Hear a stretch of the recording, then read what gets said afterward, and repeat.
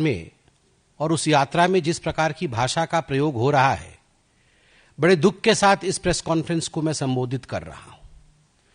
दुख के साथ इसलिए क्योंकि स्वाभाविक है, लोकतंत्र में एक मर्यादा होता है। लोकतंत्र में मुझे याद आता है सुषमा जी की वो बातें जब उन्होंने सदन में कहा था कि हम शत्रु नहीं हैं, हम विरोधी हैं, विचारधारा के विरोधी हैं, हम शत्रु नहीं हैं। और किस प्रकार की भाषा का प्रयोग हमारे नेता करते रहे हैं, ये हमने देखा है।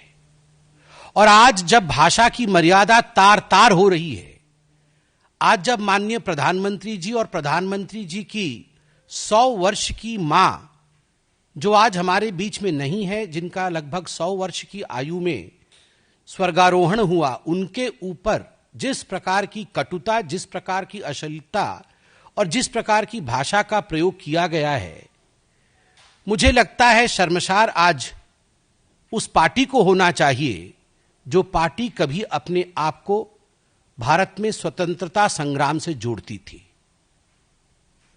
वह पार्टी जो अपने आप को स्वतंत्रता संग्राम से जोड़ती थी, वो गांधी जी की पार्टी थी। और आज जो स्वतंत्रता संग्राम से अपने आप को तथाकथित रूप से जोड़ती है, मगर आज गाली वाली पार्टी बन गई है, वो महात्मा गांधी जी की पार्टी नहीं है। वह तथाकथित नकली गांधी परिवार की पार्टी है, जिनमें एक सेंस ऑफ एंटाइटलमेंट है, कूट कूट कर जिनमें अहंकार भरा हुआ है, जिनको लगता है कि भारतवर्ष उन्हीं का है। और अगर भारतवर्ष में राजनीतिक गद्दी उनको नहीं मिलती है, वो दूसरों को कह रहे ना, गद्दी छोड़, हम आके बैठेंगे। अगर राजनीतिक गद्दी उन्हें नहीं मिलती है, तो वो कुछ दिनों के बाद उस व्यक्ति को जो लोकतांत्रिक रूप से चुन के आता है, मुझे कष्ट हो रहा है, उसे मां की गाली भी हम दे सकते हैं।